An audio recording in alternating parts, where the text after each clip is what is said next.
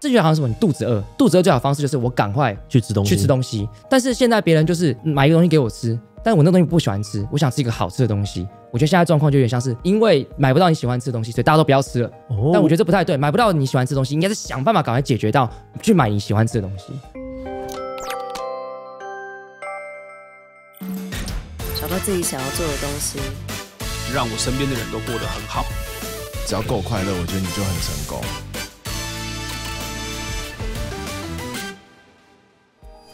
嗨，Hello， 大家好，我是志祺，欢迎回到强者我朋友。最近翁小玲等国民党的立委呢提案修改宪法诉讼法，但却引发了法律界的强烈反弹，包含了300多名的律师，甚至还有前大法官都走上了街头抗议修法。这到底是怎么一回事？为了更深入了解这个议题我们今天请到了法白的行销总监，同时也是宪法老师的洛毅来跟大家聊聊。那强者我朋友藏在哪呢？首先，洛毅是法律白话文运动的行销总监，他们致力把艰涩难懂的法律议题用平易近人的方式解释给大家听，包含了撰写法律科普文章啊，主持 podcast 节目，还曾经出版书籍《宪政热映中》，讲述这个中华民国宪法的演变。此外呢，洛毅本人还是经验丰富的补习班老师，而且他专攻的科目就是宪法。因此，今天我们就会请非常了解宪法运作，也擅长解说法律知识的洛毅来跟我们聊聊这次的宪法诉讼法修法到底是要修些什么？为什么很多法律界人士要反对？那现行的制度难道真的没有问题，不用修法吗？不过在开始之前，先让我们进一段工商服务时间。你是否跟我一样有减重复胖的惨痛经验呢？记不得气馁哦！我和减重名医宋叶人一起推出了外食减重学线上课程，能带你根据体质避开复胖地雷，让好不容易瘦下来的你不再因为3餐外食、没有空运动等等原因让体重回到原点。课程首先呢会带你掌握外食判断指南，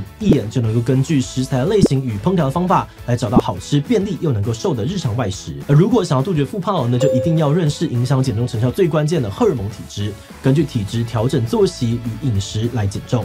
就不用勉强自己疯狂的运动节食挨饿，更不用担心一旦松懈就迅速的膨胀复胖。现在外食减重学好评开课咯，限时的优惠呢是75折，输入我的专属折扣码 STAYFIT77 还能够再折500元，赶快一起加入吧。好，那就请洛毅先跟我们的观众简单的自我介绍一下吧。Hello， 大家好，我是洛毅，我是来自法律白话文运动的社群总监。好，那今天除了我们之外呢，镜头外还有我们的企划素也会跟我们一起来聊聊。Hello， 大家好，我是素。好，那我首先就想要请问一下这个洛毅这边，这次这个反限速法修法有点难念的这个抗议活动，你有参加吗？我算是被列为发起人之一的这个律师里面，因为当天我工作，所以抗议没有去这样子。因为现在这个新闻是说有300多名的律师，然后还有前大法官有上街抗议嘛？是。那就你个人的这个观察，目前法律界是真的很多人反对吗？然后这个支持反对的比例大概可能是多少？我觉得以我身旁周遭的法律人，其实绝大部分都是反对的。是对，所以我觉得反对的比率，就我的体感上来讲，我觉得是高的，甚至我很少看到有人是支持的。因为我觉得这个宪法诉讼法对一般人来讲是真的太陌生了，可能一辈子都不会碰到一次。没错。所以在进入这个修法讨论之前，我想要先请洛毅可不可以用个1分钟解释一下这个宪法诉讼法它到底是个怎么样的法？是简单来讲是这样子的，我们国家有一个单位就是司法院的大法官，大法官会做一切的案件的最终局的决定，我们讲说所谓的宪法解释。而过去大法官要去做这个解释的时候，他的依据叫做《司法院大法官审理案件法》，大法官是可以针对法律来宣判到他到底是否违宪的。例如他曾经就宣判过通奸罪是违宪的，但大家意识到一个问题，除了法律要被宣告违宪与否之外，判决其实也可以被大法官宣告违宪。可是过去的制度做不到，所以后来我们就把这个司法院大法官审理案件法删掉，而改为宪法诉讼法。所以宪法诉讼法的一个核心精神就是希望大法官的释宪的标的，除了原本既有的法规范之外，现在多了一个叫判决。那这边我就有一个问题，近期其实就有蛮多案子嘛，譬如说是国会改革法案被宣判大部分违宪，还有死刑释宪案也把门槛调得很高，就引发了蛮多争议的。那很多人就觉得说，现在宪法法庭好像很有问题，那你怎么看这样子的声音？其实我觉得司法体系大家永远都一定是觉得有问题的。我们举个例子，我今天做出一个判决，有人胜诉就会有人败诉，所以一定会有1/2的人觉得是有问题的。所以同样的，宪法法庭在做出这件事情的时候，我们必须要意识到一件事情，就是大法官在做出这些判决跟解释的时候，他的重点其实是要保障人权，其实很多的时候是要保障少数的权益。所以这跟多数在权力冲突的状况底下，就可能会很容易造成很多人认为说，大法官今天做出来的事情跟多数的民意并不符合，所以他会有争议。不论是44748的同性婚姻，44791的通奸罪，到最近的113年宪判字第8号的死刑，其实都有可能是跟多数的社会意见是不一样的，所以等同于说大法官今天做出来这些解释或判决，可能是保障人权的，但多数的人可能不理解这个状况底下，就会认为说大法官都要乱做，所以大法官做出来的这个每一个结论，很有可能都会引发社会上争议。那我就好奇，如果说大法官做出来的结论是跟民意相违背的，可以这样讲，是，那这代表说宪法法庭需要改革吗？不需要，这个反而就是我们宪法法庭的价值所在。我们要理解一件事情，在自由民主的国家里面，通常会有三权分立嘛，行政、立法跟司法。行政怎么决定出来的？人民所选出来的，例如我们国家的总统。立法怎么决定出来的？113个立法委员是我们人民的集体意志所选出来的。所以我们要知道一件事情，在民主国家里面，基本上大部分的权利、政治的互动，其实都是人民一人一票所选出来的。但是我们需要一个底线，而这就是宪法法庭，而这就是法院。因为当社会的民主多数决定的每一件事情，其实有的时候是很可怕的。我们随便举个例子，如果今天发起了公投，说我把台湾的首富的这个财产分配给全台湾人民，大家一定都会觉得很棒啊，这样我可以有钱啊。可是这样，那他的人权在哪里？所以我们就必须要有一个手刹车。这就是宪法法院，它作为一个人权的底线，作为一个民主的底线，所以它常常要做出一些事情是会跟多数民意是不一样的。那这次提出的这个修法草案，它到底是改了什么？然后跟现行的法规可能差在哪边啊？主要是翁小玲他提出的宪法诉讼法的这个修法草案，主要是在解决一件事情，就是大法官做出判决的门槛。我们在目前的制度是说，现在不管有几个大法官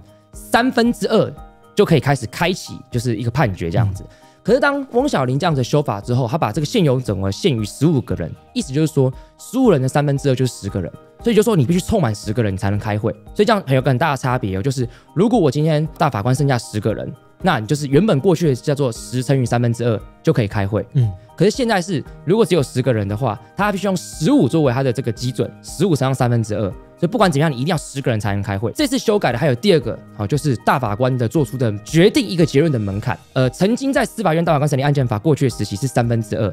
那现在改成1/2，但他这次想要把它拉回到2/3。简单来讲，我举个例子，假设现在真的来15个大法官，按照现况底下的制度，8个人如果立场一致的话，那结论就出来了，因为8个人是多数嘛。可是如果按照这次修法的话，它要提高到2/3，就表示说15个大法官里面必须要10个意见是一样，那才能通过这一次的这个结论。那我们先从这个反对方的立场来讨论好了。就是这一次很多的法律界的人，他们会认为说，这样的修法呢会导致宪法的法庭停摆。想问问你，就有没有一些更具体的说明来说，这个结论到底是怎么来的？原因是因为我们的大法官是采所谓的交错任期制的，就是我们并不是一次换掉15个大法官。大法官根据这个中华民国宪法增修条文的规定是1任8年，那我们是交错任期制的，就是有的时候是4个卸任，再换4个上来。对，那之前因为各种原因的关系，导致这次一次卸任的7个。OK， 所以就说15减7等于多少？剩8个，所以目前只有8个大法官。可是如果这个修法一旦通过的时候，就意味着开会的门槛是10个人，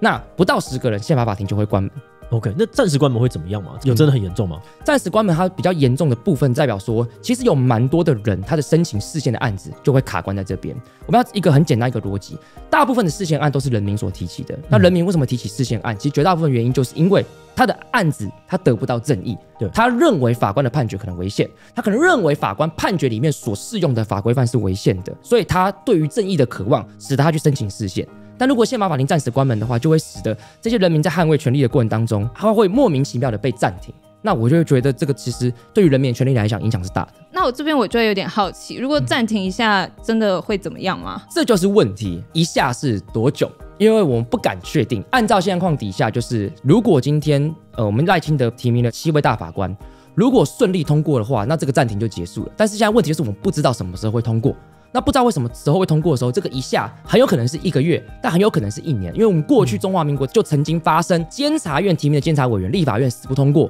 所以最后监察院关门2年的状况。我相信司法院关门2年绝对不是我们想看到的一个状况。所以一下会不会怎么样？最大的问题就是我们不知道那个一下到底是不是一下，还是很久。有没有什么具体的案例？比如说，如果宪法法庭停摆之后，行政院或立法院可以做这件事情，然后都没有人可以管得到他们。如果是这样的话，那我们就简单来讲，就是好比说前阵子不是113年宪判是第9号判决，宣告我们立法院质询刑事法里面很多的规定是违宪的。如果宪法法庭停摆，那就表示说立法院如果今天做出违宪的法律，我们司法院是没有任何制衡的机制。因为它一定会过，是这样一个概念。对，因为立法院过了很糟糕的法律。律，那我们就完全没有挽救的机会。他是连那个会议都不能开吗？就不能够说哦，我今天这个东西要松下来就不行，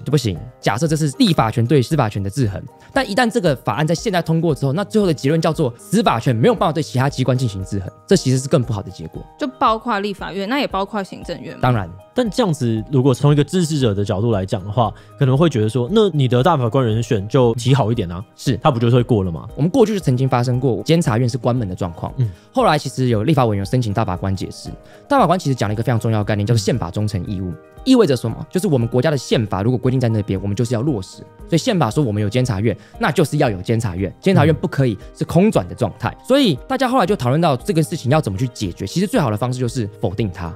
而不是不审它。现在赖清德提名这7个大法官的人选，若反对党认为是不好的，其实最好的方式就是审他，然后反对他，逼迫我们的总统提出新的人选，而不是一直不审他。或者是说透过这种方式来进行监督，我觉得这是一个比较不对的方式来进行监督。所以现在的做法是摆着。对，因为之前有想提出人事案，然后后来延宕嘛。目前最新的消息是到12月底才会审。我有看到也有一些网友的意见是觉得说，既然根本的问题是现在只有8个大法官，那不管是赖清德的问题还是立法院的问题，总之应该是要解决只有8个大法官这件事情。宪法诉讼法这个修正草案本身他觉得不是问题，洛毅会怎么看这样子的观点？应该这样讲，就是如果今天按照这次宪法诉讼法的这个草案，我们的现有总额到底要不要限制在15个人里面，又或者是说判决门槛要不要从过去1/2到2/3，其实都是可以讨论的，我觉得也都蛮值得严谨的讨论。可是现在问题就在于是，如果我们的宪法法庭目前就是只有8个人，你又很急于的在尚未好好讨论状况底下通过这个草案的状况的话，立即的效应就是它会现在关门。他现在就是不能做事，所以就是说，如果我们今天是在15个大法官都是满的状况底下，我们好好讨论这件事情，其实是有讨论的空间的。所以我觉得问题是错在时机的问题，而这个时机落在这边，又想要通过这么快速的方法，确实会很难不让人联想是不是背后有其他的目的。回过来问另外一个问题，就是说，目前台湾的这个大法官人数不足15人的状况，是以前有发生过的吗？我们稍微跟大家讲一下背景，在中华民国宪法里面是规定说，我们的司法院大法官若干人，这意味着什么？宪法没有讲几个人，交给我们的法律去做规范。所以在一开始，我们的法律里面是规定说大法官这个9个人，所以我们一开始有短暂的时间是9个大法官的，但后来又改成17人。那后来我们的中华民国宪法增修条文把它改成大法官15人。所以后来大法官才固定是15人这件事情。进入到15人之后，有没有发生过人数比较少做出解释的状况？其实是有的。举例来讲，我们曾经有4位大法官在陈水扁任末期的时候要被提名，但是立法院是不断反对，所以使得我们有一段期间是只有11个大法官，因为有4个一直没办法上任。那在11个大法官里面，后来有一个大法官好像去做 NCC 的委员，那他就辞职了，所以有一段时间会变成是只有10个，一小段时间。所以过去有没有发生过这样子的状态？其实是有的，但这次是我们史上第一次只剩下8个大法官。那我还想问另外一个事情，就是其实应该很多个国家他们都会有设定这个大法官人数门槛，是那人数没有达到的话，他们的宪法法庭一样会停摆吗？不管是美国、加拿大跟德国，其实他们都有相关的配套措施，是指说如果人数不足的话该怎么办。例如可能会有暂时提名别的人上去，但暂时做出判决的一个状态。那我另外还有看到一些说法，他是认为说现在这个立法院或者在野党他其实在发挥这个制衡的效果嘛。比如呢，这次呢提出了宪诉法的这个修法，也是为了要去制衡这个司法权。就对于这样子的说法，你是怎么样看的？我这样讲好了，制衡跟斗争有时候就在一线之隔。制衡就是我们符合宪法的思维，这叫制衡。但是如果有出现问题的话，很有可能会变成大家眼中的斗争。我举个例子，大法官曾经在4至585号解释，针对当时的这个319真相调查条例跟委员会做出了很多的条文的宣告违宪，立法院立刻进行做一件事情，砍大法官的预算，当时去砍大法官的专业加级。很多人认为说，那这是不是制衡？他们可能会说法是说，大法官不需要花那么多钱，可这件事情后来事后被证明其实是不对的，这个专业加级被砍预算其实是不合宪的。所以很多人会思考一件事情，是不是最近大法官做出来的判决其实惹到立法院不开心，所以立法院开始做了这件事情。那我们可以思考一下，在立法院不开心状况底下做出这样的行为，那到底是不是一个好的一个制衡？一个好的制衡应该是我们让不好的地方不要继续下去，要换上好的事情，还是我们要让这件事情暂时全面的关门？这是不是一个好的制衡？我觉得这可以留给观众大家去好好去思考这件事情。好，那这边我们可能就换来讨论这个支持方的论点。就这些修法呢有2个面向嘛，就第一个是明定这个参与评议的这个大法官人数，第二呢是提高刚刚讲到的表决门槛，变成大法官之间呢要有更高比例的共识才能够做出判决。而支持方就会觉得说，透过这样子的修法可以去避免这个宪法法庭被少数人主导，然后进而提升这个宪法法庭的正当性还有判决的公信力。那针对第一部分人数这件事情，就是想要先问问看你这边，就是像申请制度这个样子，没有限制参与的这个评议啊，或者做成判决的这个最低人数，在实务上面是不是真的会有少数人主导，然后缺乏正当性的疑虑？这个问题核心问题就在于是说，规定是15人，但是你现在就是用8人来做这件事情，会不会真的太少？那我就会觉得可以讨论到底怎么样算少。因为我刚刚举的例子，其实曾经我们只剩11个大法官，或者只有10个大法官在做出判决。但在那个状况底下，会不会也有所谓的太少？这其实都是会有发生的。甚至我们更进一步来讲，美国联邦最高法院的法官是9个，那他们规定的最低的这个判决门槛是至少要6个人出席。美国的幅员这么辽阔，人口这么多，他们是9个，但我们人口比较少，我们是15个。所以其实从这个少摆在各国制度来看的话，其实8个人其实坦白讲不算少。但是如果你要比较的基准是我们原本是15个是8的话，那确实是有点少的。那其实很多国家就包含像是美日德等等，就明定这个做成判决的最低的人数门槛嘛。那这样台湾跟进不好吗？其实我觉得要不要跟进，其实都可以参考，但我们必须先知道很重要的前提就是每一个国家今天会长出什么样的制度，其实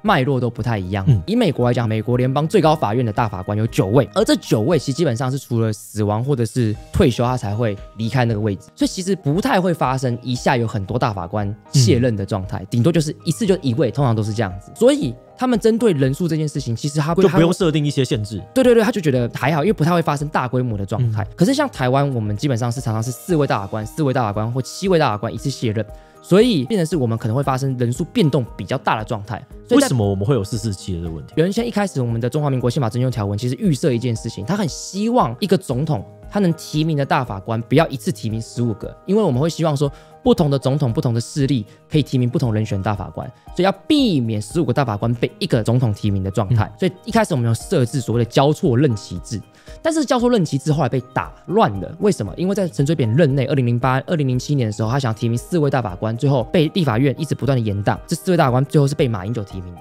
可是他出现第一个问题，就是这4位大法官的任期要怎么计算？他应该是要从他们4个的前4个卸任那一天开始算8年，还是他们延宕1-2年之后上台的那一年重新算？对，重新计算。后来采取后者，但采取后者就怎么样？全部打乱了，因为原先是想要交错，那就已经打乱了。再加上马英九任内的时候，司法院正副院长因为当时这个司法圈法官集体贪污事件，所以他们提前下台，所以又提名了新的上去，又被打乱一次。后来在蔡英文上台的时候，司法院正副院长提前卸任，说交给蔡英文进行司法改革，所以又有2个又被打乱了。所以最后一切就被打乱的状况底下，就会导致我们会有一次出现一个总统可以提名7个大法官的状态，所以这就会导致为什么我们跟别的国家的这个脉络会有点不太一样，就会在这边。所以我觉得在这个状况底下，大家就可以思考，如果我们今天国家大法官的人数变动一次可能会比较大的状况，那我们是不是还要采所谓比较死板板的最低的门槛，还是用我们现况底下的现有总额的2/3处理？其实我觉得大家可以去思考这件事情。所以他山之石是一定可以攻错的，但是人家为什么会采取这个制度？人家为什么有最低的这个门槛？或许跟我们是有完全不一样的状态。所以我觉得大家至少有一个思维，就是因为我们国家一连串的关系，而导致我们一次会提名比较多的大法官，这种人数变动比较大的状况底下，那我们要采取什么样的制度来应变我们可能人数变动比较大的状况？我觉得要把这个因素纳进去思考。我在想的事情是一个刹车的角度，是啊，因为我有看到一些论点，就是说宪法的这个增修条文第5条，它其实就在规定大法官15人，是，所以现在它这个修法方向其实更符合宪法，因为你就是要有这么多的人，然后你发现你现在不行了，所以我赶快加一个刹车，然后强刹。你会怎么样看这样子的论点？我觉得这个论点其实不完全是正确的，因为我们思考一件事情呢，我们宪法其实都会有规定我们的每一个国家最高机关的人选。我举例来讲，好比说我们宪法增修条文就有规定，我们的立法委员要113个。可是呢，在宪法诉讼法里面规定说，现有总额的立法委员1/4申请释宪，这个也是一个现有总额啊。可问题来咯，立法委员会不会有发生其实不满113个状态？也会有啊。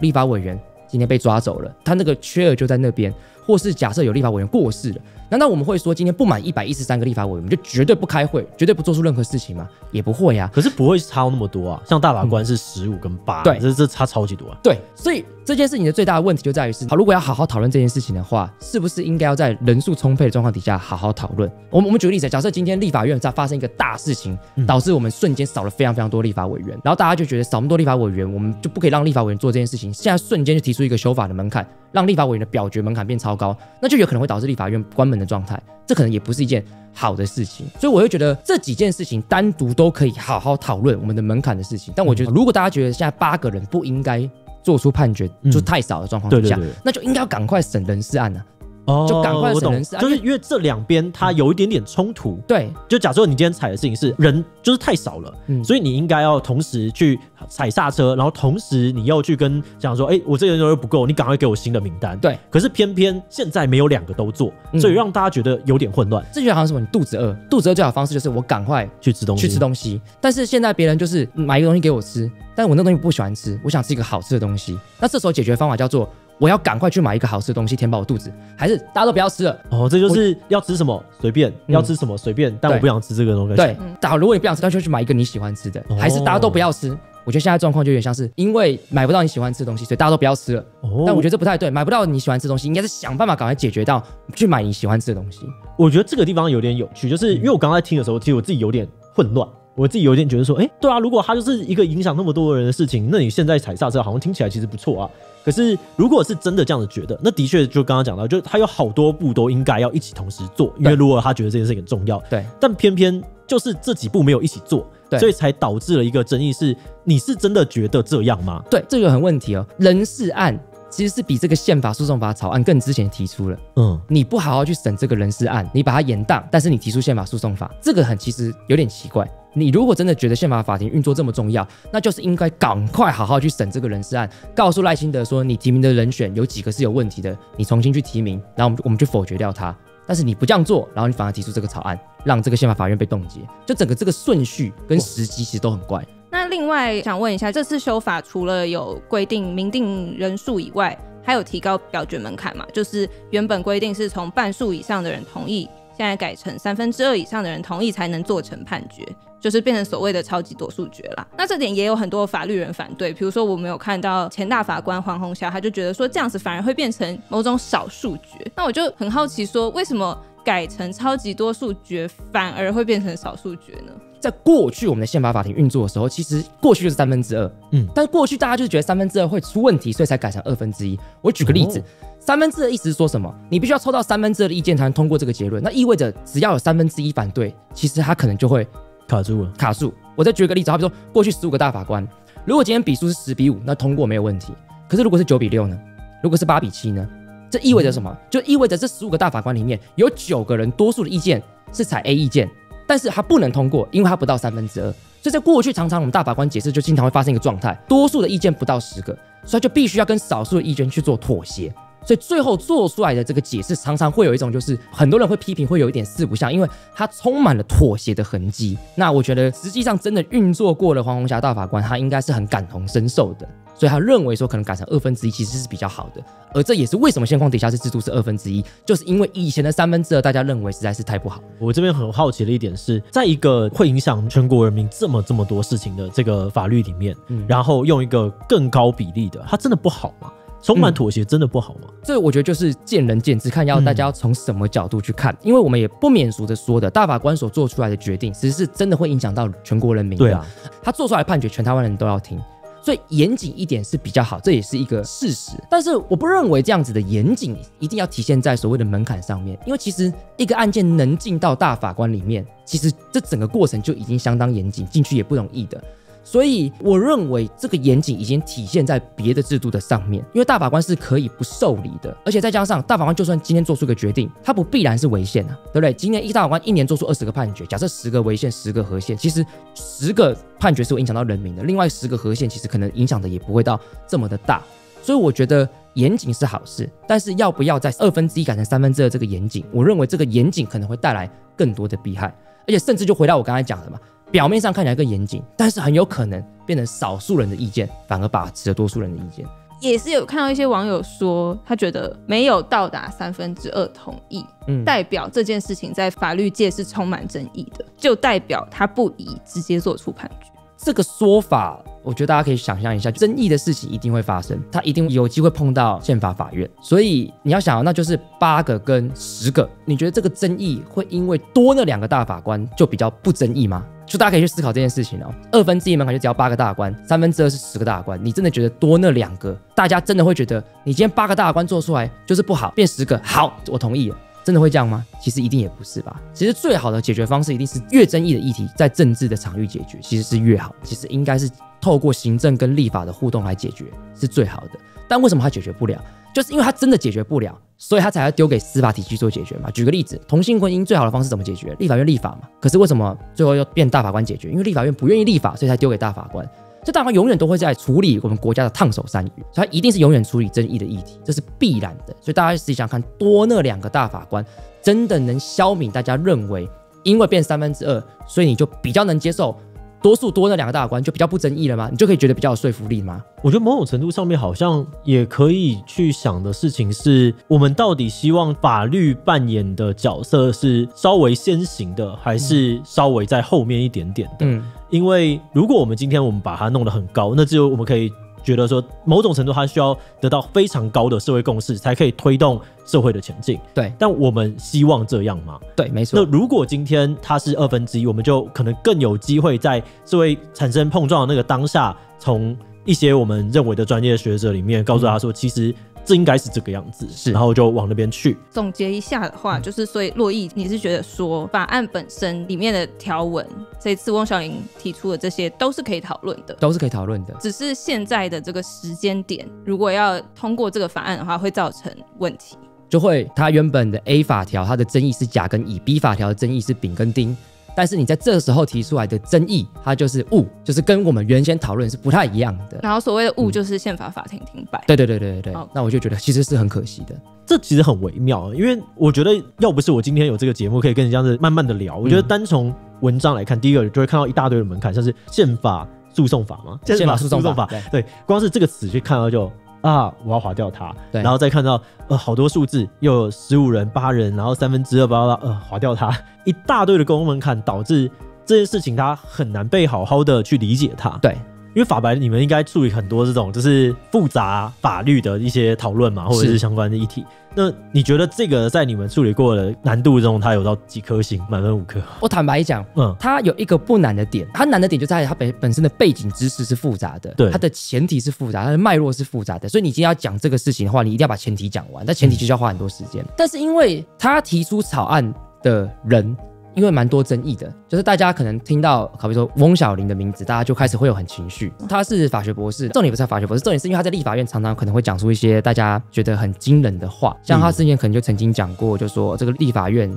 我咨询行政院长，我就是比你大，但其实5院是平行的，所以他就会讲出这种大家觉得很奇怪的一些言论，所以变成是我们的受众只要听到他，好像都会比较愿意听。对，所以这是这个议题我觉得本身比较有趣的地方。但这个是不是比较同温层？就是也有看到蛮多意见是觉得现在很多律师啊、法律界的人会因为政治立场，所以才反对这一次的修法。那你会怎么跟他们解释？其实我觉得很有趣的一个是说，像这次最后站出来的黄虹霞大法官，前大法官，他现在是律师，他其实是马英九提名的，所以很多人就认为说他并不是所谓的绿油油嘛。再加上他在4至7次8的时候，他是提出不同意见书，是反对同性婚姻的，所以在很多人眼中，他也并不是所谓的进步派大法官。但他这一次选择跟反对宪法诉讼法修法的势力站在一起，其实他就会是一个很不一样的一个背景的一个存在。那我觉得这件事情就可以让大家好好去思考说，讨论这件事情它必然跟政治色彩有关系吗？我觉得可能并不是，本质还是在于是这个法案背后的争议性是不是过大了，而导致有前大法官愿意参与他人生第一次的集会游行。那现在这个翁小玲版本的修正草案，它现在程序到哪里了？目前好像是出委员会，然后协商冷冻期是过的状况，所以就它随时可以进行2读跟3读。哇，那这样子下一步会是什么？就是最快可能什么时候会通过？最快可能12月初就可能会通过。目前翁委员的这个草案里面有写说自公布日起施行，所以他的意思是说，只要这个法案公布了之后，就会直接生效了吗？通过之后，总统公布3天后就会生效。如果说生效了，它第一时间带来最直接的影响可能会是什么？就是宪法法庭就真的就停摆了。刚刚这很直接嘛，就我马上就看到一个现在会有的状况。那这个现有的状况，我觉得大家对它的评价或对它的严重程度，好像我觉得有点不好平衡，或者是不好拿捏。那有什么比较间接或长远的影响吗？我觉得长远的影响就会是回到我们刚刚一开始讨论，如果你今天认为15个大法官8个不好，那你的选择方法是补足剩下7个人，而不是归零。因为你归零的这件事其实是对我们的宪法更不尊重。如果你今天认为说我们要尊重宪法，所以要15个，那就想办法做到15个，而不是让它归零。现在就是归零，那这就会导致一个很不好的结果，是我们国家的人民原来，或者我们国家的政府机关，或者我们国家立法委员是不需要去尊重宪法的。我觉得这是一个最长远的、最不好的一个效应。因为过去大法官释字632号解释，就如同我前面所提的宪法忠诚义务，就是告诉大家说，监察院关门是不对的事情，我们要避免这种状况发生。那这次就是再次证明，就是我们国家曾经让监察院关门。其实现在考试院也是人事权其实也卡在那边，那现在要让司法院关门，那其实对我们宪法来讲，其实有个不好的长远影响是，我们可以透过法律的修正来架空我们宪法的组织。这件事情其实是不对的，而且也是违宪的，而且是不应该发生的。那针对目前有疑虑的部分，有机会在下一个阶段沟通或协调吗？我觉得这就是很政治的场域了， Okay. 就是要看那如果今天认为说这件问题是非常的严重，你到底要跟提出草案的政党或者立法委员怎么谈，又或者是说如果反对的一方是不是要采更激烈的抗争，去避免这个法案通过，我觉得这可能是下一步会发生的事情。那最后我还有没有什么我们没有提到，但你想要特别跟观众说的话呢？我最后想跟观众讲的事情是，不论你喜不喜欢我们的这部宪法，那我觉得在一个国家里面有一个宪法的话，其实我们就要尽量遵守宪法的规定，在我们修改它之前。那如果今天想要透过一个法律去冻结某个宪法机关，其实这件事情对我们国家的长远来讲，其实一定不是一件好事。最好的事情就是，如果我们今天认为它有问题，我们想办法去解决它的问题；如果你认为人事不好，我们想办法去针对人事进行监督，这才是一个最根本的一个做法。所以我也希望这件事情大家应该要冷静下来，来面对现在这个最大的问题，就是到底这7位人事的大法官到底是不是一个好的人选？我们应该要花多一点时间、多一点的资源在检视这7个人选，而不是去讨论我们到底要不要把我们宪法法庭给冻结。好，那今天很感谢我们洛毅精彩的分享。那这集就先到这边，如果大家喜欢今天的影片，不要把它分享出去，或者可以点这个地方看其他相关影片。那么今天这一期就到这边告一段落，我们就明晚再见喽，拜拜，拜。拜。